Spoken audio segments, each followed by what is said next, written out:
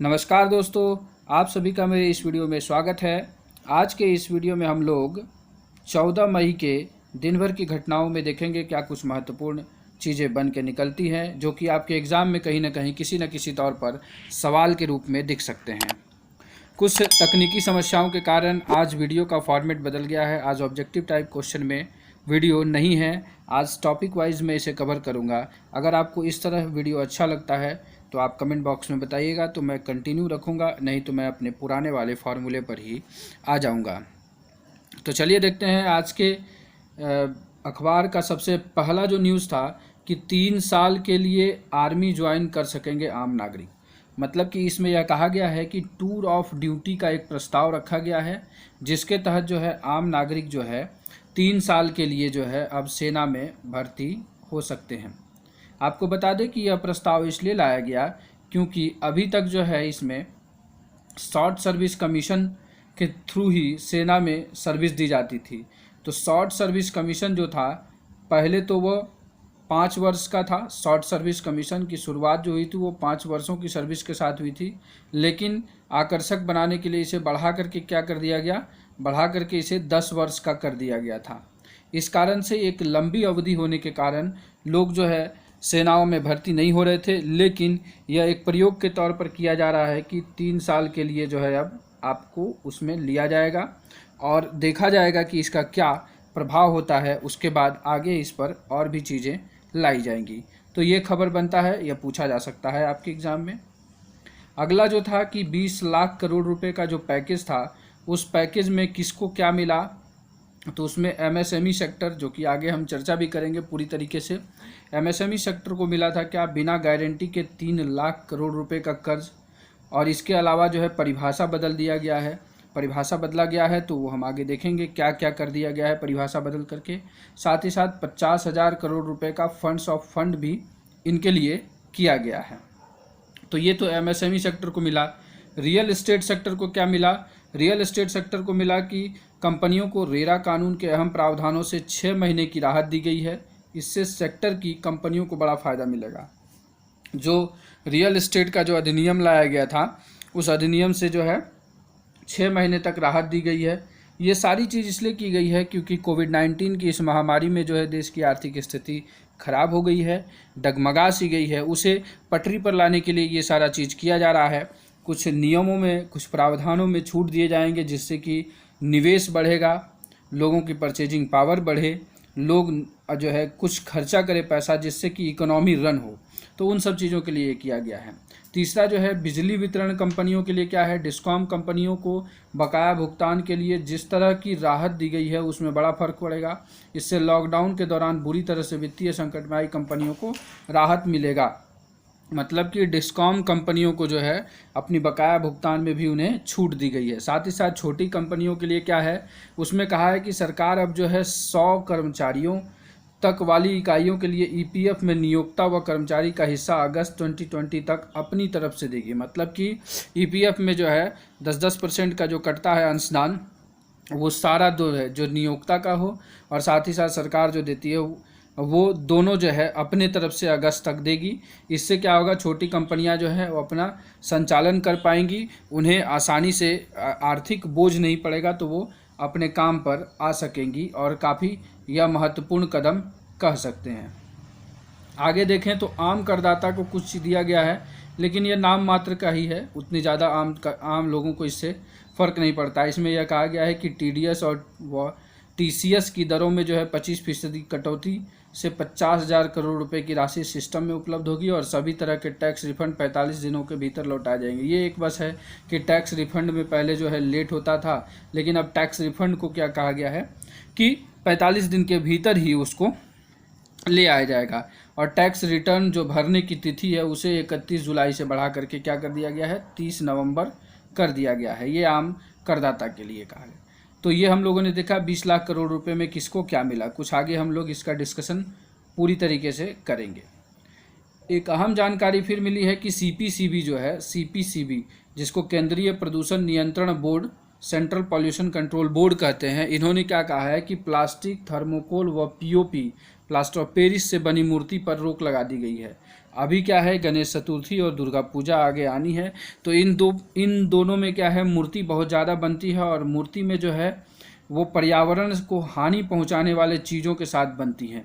इसलिए उन पर्यावरण के हानि वाले चीज़ों में क्या दिया है, प्लास्टिक, थर्मोकोल और प्लास्टर ऑफ पेरिस जो है, इस पर जो है रोक लगा दी गई है। इसमें क्या है कि सीपीसीबी ने मूर्ति विसर्जन के लिए जो है वर्ष 2010 में एक गाइडलाइन निकाला था। उस गाइडलाइन में यह संशोधन करके इन 3 चीज़ों पर बैन लगाया है। साथ ही साथ उन्होंने ये कहा है कि आप जो है मिट्टी की मूर्ति बनाइए, प्राकृतिक रूप से मौजूद मिट्टी की मूर्ति बनाइए। साथ ही साथ सिंथेटिक पेंट और रसायन का उपयोग नहीं करेंगे, उसकी जगह आप रंग का उपयोग करिए जो कि पर्यावरण के अनुकूल हो। उसके बाद यह भी कहा गया है उसमें कि सीपीसीबी ने यह ऐसा कदम इसलिए उठाया है क्योंकि जो है जल प्रदूषण को इससे रोका जा सके, क्योंकि मूर्तियों को विसर्जित किया जाता है। विसर्जित करने के बाद नदियों में मूर्तियाँ आती है जहाँ रासायनिक क्रिया के द्वारा पानी प्रदूषित हो जाता है। तो सीपीसीबी का यह एक अहम कदम उठाया गया है। और न्यूज़ देखें आगे तो चीन ने सफाई दी है कि वो अपनी सीमा में गश्त कर रहे हैं पीएलए जवान। मतलब कि आपको पता होगा कि 5 मई को एक घटना हुई जो कि लद्दाख के एरिया में हुई कि एक मुठभेड़ हुई भारत आर्मी और चीन की आर्मी के साथ। तो इस मुद्दे को इसलिए उठाया गया क्योंकि यह डिस्कशन डिबेट का मुद्दा है, लेकिन यहाँ से आपको 2-4 सवाल आपसे एग्ज़ाम में पूछे जा सकते हैं, वनडे एग्जाम में। सबसे पहले पीएलए का full form People's Liberation Army, यह चीन की सेना का नाम है। दूसरा ये सवाल यहाँ से बन सकता है जो बहुत ही महत्वपूर्ण है कि ये पैंगोंग त्यो झील कहाँ स्थित है। तो ये बता दें, पूर्वी लद्दाख में, मतलब कि लद्दाख या पूर्वी लद्दाख। अगर लद्दाख ऑप्शन में है तो लद्दाख मारिए, अगर पूर्वी लद्दाख देता है तो पूर्वी लद्दाख उस पर टिक करिएगा। वैसे लद्दाख ही ऑप्शन में देगा। तो ये दूसरा सवाल यहाँ से बनता है, जिसके कारण इस न्यूज़ को उठाया गया है कि पैंगोंग त्यो झील जो है कहाँ है, पूर्वी लद्दाख में। तीसरा चीज़ जो यहाँ से सवाल आपके पूछे जा सकते हैं कि भारत और चीन के बीच जो सीमा है उसको क्या कहा जाता है। उसे कहते हैं वास्तविक नियंत्रण रेखा, LAC, मतलब कि लाइन ऑफ एक्चुअल कंट्रोल जो है वो भारत और चीन के बीच की सीमा को कहा जाता है। साथ ही साथ आप पीएलए का फुल फॉर्म यहाँ पीपुल्स लिबरेशन आर्मी देख सकते हैं, ये है। अब आप कमेंट बॉक्स में मुझे बताएंगे कि भारत और पाकिस्तान, भारत, इंडिया और पाकिस्तान के बीच की जो सीमा है उसे किस नाम से जाना जाता है। तो ये चीज़ आप बताएंगे कमेंट बॉक्स में।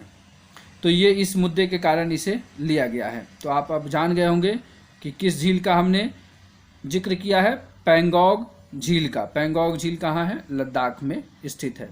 आपको बता दें कि इससे पहले जो है डोकलाम मुद्दा भारत और चीन के बीच चला था। तो आप ये बताएं कि डोकलाम कहाँ पर स्थित था। आगे देखते हैं, आगे बहुत ही अच्छा यहाँ पर जो पहले हम लोगों ने डिस्कशन कर रखा है कि सबसे पहले तो एक मुद्दा यहाँ आ रहा है कि प्रवासी श्रमिकों के हाथों से विशेष डाक टिकट जारी कराया गया है। मतलब 5 श्रमिकों के हाथों से 15 रुपये का डाक टिकट जारी करवाया गया है। तो पूछा जा सकता है कि हाल ही में जो है श्रमिकों के हाथों से कितने रुपए का डाक टिकट जारी किया गया, 5, 10, 15, 20। तो 15 रुपये का टिकट जारी कराया गया। क्यों? कोविड-19 की इस महामारी में उन्हें सम्मान देने के लिए, क्योंकि श्रमिकों के कारण ही उद्योग धंधे और ये सारी चीज़ें चलती हैं। तो महाराष्ट्र में जो है, महाराष्ट्र और गोवा के जो है चीफ पोस्ट मास्टर थे वहाँ पर मौजूद, उन्होंने ये 15 रुपये का डाक टिकट जो है क्या किया है, जारी करवाया है मजदूरों के हाथों से। अब बता दें कि इसमें जो है किन किन चित्रों का वर्णन किया गया है। तो इस डाक टिकट में यह देखिएगा कि मुंबई की फिल्म इंडस्ट्री में काम करने वाले श्रमिकों, टैक्सी ड्राइवरों, झवेरी बाजार के आभूषण उद्योग से जुड़े कारीगरों और निर्माण से लगे श्रमिकों के चित्र जो हैं इसमें दर्शाए गए। मतलब कहीं ना कहीं ये श्रमिकों के ही सारे चित्र इसमें दर्शाए गए हैं। दूसरा एक और न्यूज़ जिसे पहले हम लोगों ने कर रखा है कि भारतीय जो इस कोविड-19 महामारी में विदेश में फंसे हैं, उन्हें वंदे भारत मिशन के तहत क्या है, अपने देश भारत लाया जा रहा है। उसकी दूसरे चरण में 30,000 भारतीय को लाया जाएगा। ये हमारे नागरिक उड्डयन मंत्री हैं हरदीप सिंह पुरी। ये भी सवाल आपसे पूछा जा सकता है कि नागरिक उड्डयन मंत्री कौन है, हरदीप सिंह पुरी हैं। और वंदे भारत मिशन का जो है वो विदेशों से भारतीय जो फंसे हुए हैं उन्हें लाने का जो एक मिशन है उसे वंदे भारत मिशन का नाम दिया गया है। अगला देखते हैं, तो अभी वैक्सीन तो खोजी नहीं गई है कोरोना की, तो कुछ चीज़ें दी गई है जिसे आप एहतियात के तौर पर यूज कर सकते हैं, उपयोग में ला सकते हैं और आप ला भी रहे होंगे। उन चीज़ों को हम बता दें कि जब तक वैक्सीन नहीं खोजी जा रही है तो आपके लिए सुझाव यह है कि आप अल्कोहल आधारित सैनिटाइजर का उपयोग करें, गले और फेफड़े के संक्रमण से बचाने के लिए साबुन की भाप लें, जिंक के बर्तनों का इस्तेमाल करें, योग, प्राणायाम और ध्यान भी लगाएं जिससे कि आपकी प्रतिरक्षा प्रणाली जो है वो मजबूत हो। मुंह की सुरक्षा के लिए आप माउथ वॉश को यूज कर सकते हैं और साथ ही साथ जल नेति करें। आप देख सकते हैं जल नेति, एक नाक से जल दे के दूसरे नाक से निकालना, ये जल नेति है, वो कर सकते हैं। साथ ही साथ आप सूर्य की किरण को लें सुबह की, यह आपको काफ़ी प्रतिरक्षा को बढ़ाएगा। साथ ही साथ भारतीय हवन पद्धति के बारे में यहाँ पर किया गया है। इसमें थोड़ा सा ट्रेडिशनल चीज़ है लेकिन उपयोगी है, क्योंकि इसमें यह कहा गया है कि जो हवन है उस हवन से क्या होता है, वो जो ज़रूरी तेल जो निकलता है वो औषधीय चीज़ों से मिल करके, जो ये तांबे का बर्तन जो होता है उसमें मिल करके वो ऑक्सीकरण से ऑक्सीकरण की क्रिया करता है, जिससे कि methyl, ethyl alcohol, formaldehyde, formic और एसिडिक वातावरण को शुद्ध बनाता है। तो इस कारण से ये कहा गया है कि भारतीय हवन पद्धति भी जो है इसमें कहीं ना कहीं कारगर है। इसके बाद एक महत्वपूर्ण खबर आई जो है सोहराय और कोहबर कला से। सोहराय और कोहबर कला को जो है जीआई टैग दिया गया है, बहुत ही महत्वपूर्ण है।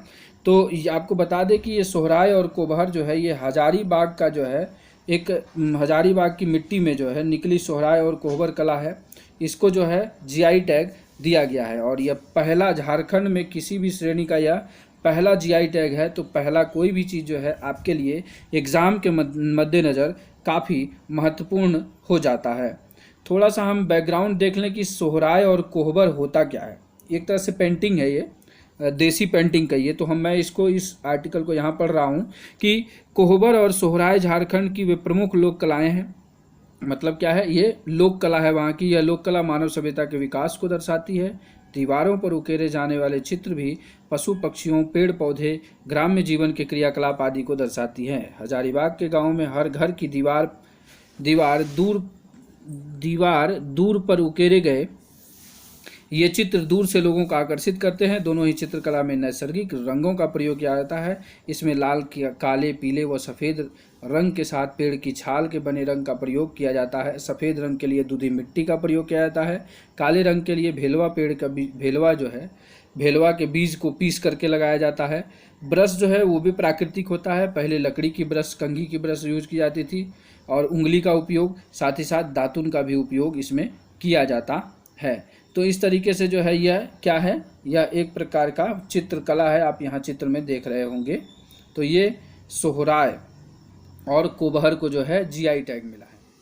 अगला जो न्यूज़ है वो देखते हैं, एमएसएमई सेक्टर के लिए खुला खजाना।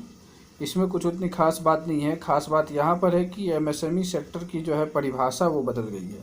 एमएसएमई सेक्टर की परिभाषा जो है पहले जो है क्या थी और अभी क्या है, उसके बारे में हम लोग देख लेते हैं। कुछ चीज़ें यहाँ पर हैं, लोन वगैरह कैसे क्या देगा, गारंटी मुक्त कर्ज उनको मिलेगा, बाकी ये सारी चीज़ें हैं। तो ये ज़्यादा उतना महत्वपूर्ण नहीं है एग्ज़ाम के मद्देनज़र जो महत्वपूर्ण है वो है परिभाषा, कि परिभाषा में क्या बदलाव हुआ है। ये नई परिभाषा है और ये अभी जो परिभाषा थी वो है। अभी जो परिभाषा थी वो 25 लाख रुपए तक का निवेश वाले को माइक्रो और सर्विस सेक्टर में यह सीमा 10 लाख रुपए तक की थी। लेकिन अब इसे बदल करके ये कर दिया गया है कि 1 करोड़ तक का निवेश और 5 करोड़ रुपए तक के टर्नओवर वाले को माइक्रो कहा जाएगा। मतलब कि दो चीज़ जुड़ गया, एक तो निवेश और टर्नओवर के माध्यम से जो है अब क्या किया जाएगा, एमएसएमई सेक्टर का कैटेगराइजेशन किया जाएगा। दूसरे में था 25 लाख से 5 करोड़ रुपए तक का निवेश वाले को स्मॉल कहा जाएगा। सर्विस सेक्टर में 10 लाख से 2 करोड़ रुपए तक था।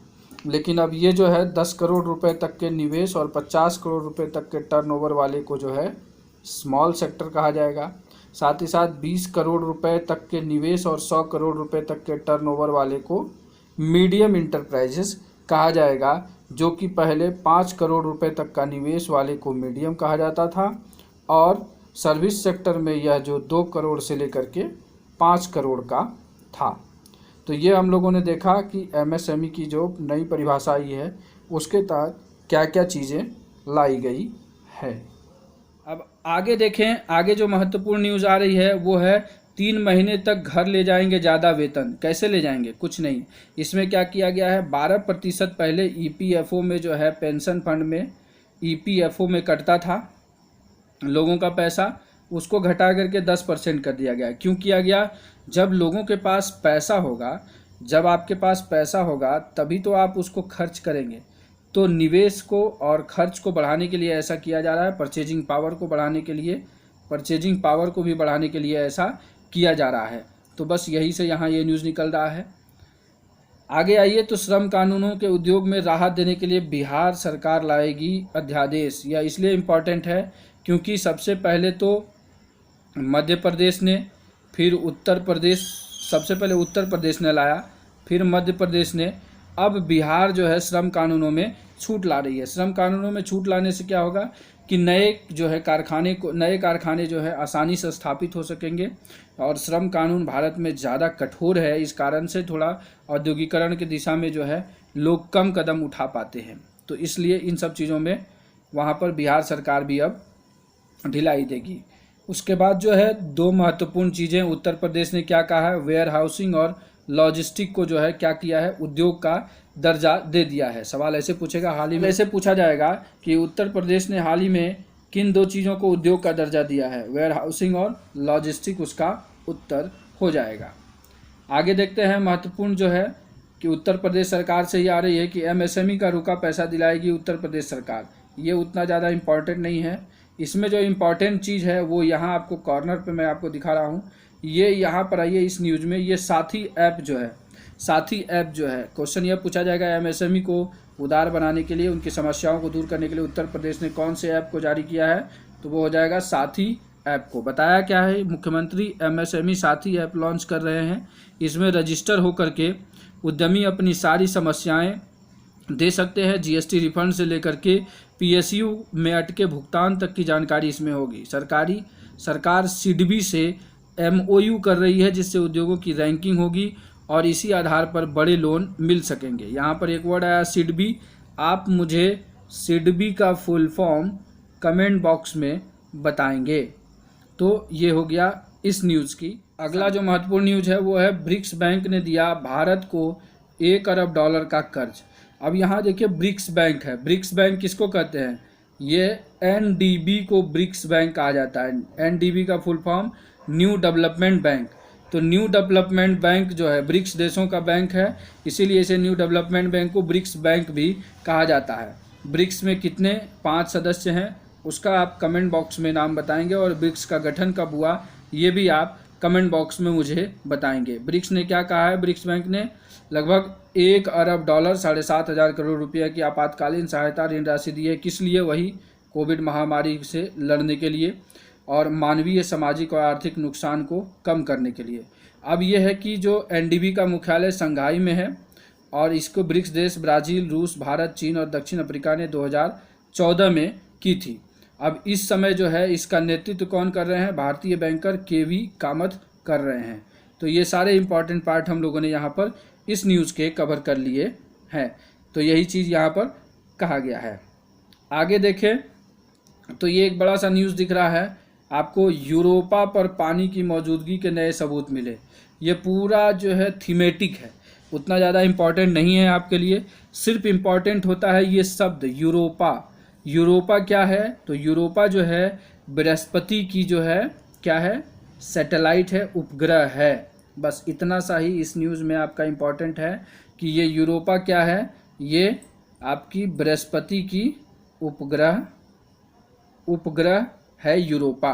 तो आपको सवाल ऐसे पूछा जा सकता है, हाल ही में यूरोपा चर्चा में था, यूरोपा क्या है, तो क्या ये बृहस्पति का उपग्रह है, या ये पूछ देगा यूरोपा पानी का एक सतह है। ऐसे कोई भी ऑप्शन बन सकता है। तो आप ये जान लीजिए कि यूरोपा क्या है, बृहस्पति की एक उपग्रह है। आगे देखते हैं आज का दिन महत्वपूर्ण क्यों है। उस वाले सिस्टम में हमारे लिए 3 न्यूज़ है। सबसे पहला ये था कि ब्रिटेन के नियंत्रण से इजराइल जो आज ही के दिन स्वतंत्र हुआ था।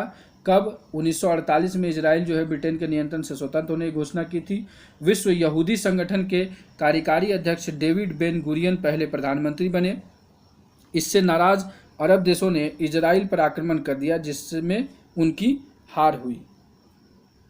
साथ ही साथ भारत ने आतंकी संगठन लिट्टे पर भी प्रतिबंध लगाया था। राजीव गांधी की हत्या के बाद 1992 में लिबरेशन टाइगर्स ऑफ तमिल इलम पर गैरकानूनी गतिविधियों के संबंधित अधिनियम के तहत प्रतिबंध लगाया गया। पूर्व प्रधानमंत्री राजीव गांधी की हत्या के बाद यह प्रतिबंध लगाया गया था। 2019 में जो है इस पर 5 साल के लिए प्रतिबंध बढ़ाया गया है। और आज के वीडियो का जो अंतिम है वो है सबसे चर्चित व्यक्ति, आप इन्हें देख रहे होंगे, मार्क जुकरबर्ग, जो फेसबुक के संस्थापक हैं। मार्क जुकरबर्ग का आज जन्मदिन है। 1984 में इनका जन्म हुआ था। कहाँ? न्यूयॉर्क में। ये फेसबुक के संस्थापक हैं। साथ ही साथ बचपन में कंप्यूटर से लगाव होने के कारण इन्होंने बचपन से इनका कंप्यूटर के साथ लगाव था। पिता ने तोहफा में दी गई किताब के बाद प्रोग्रामिंग में रुचि बढ़ी थी। 17 साल की उम्र में दोस्तों के साथ मिलकर सिनेप्स मीडिया प्लेयर बनाया था। हार्वर्ड विश्वविद्यालय में पढ़ाई की। यहाँ पढ़ाई के दौरान 2004 में फेसबुक लॉन्च किया। इसका कई अन्य विश्वविद्यालयों में प्रचार किया। 2012 में ही फेसबुक के 1 अरब यूजर हो गए थे और 2010 में टाइम्स पत्रिका ने 100 सबसे शक्तिशाली, अमीर और प्रभावित करने वाले लोगों में किनको? मार्क जुकरबर्ग को शामिल किया था। तो ये हम लोगों ने देख लिया आज जो 14 मई के जो कुछ भी महत्वपूर्ण सवाल, महत्वपूर्ण चर्चा के विषय थे, उनको हम लोगों ने डिस्कशन किया। वीडियो आपको कैसा लगा, इस इनिशिएटिव के बारे में कमेंट बॉक्स में लिखिएगा। अच्छा लगा तो लाइक करिएगा, साथ ही साथ कमेंट्स में बताइएगा कि मैं वीडियो को इस फॉर्मेट में रखूं या पुराने वाले फॉर्मेट में रखूं। आपको जो अच्छा लगे ज़रूर अपना सलाह दीजिएगा। और अंत में thanks for watching this video.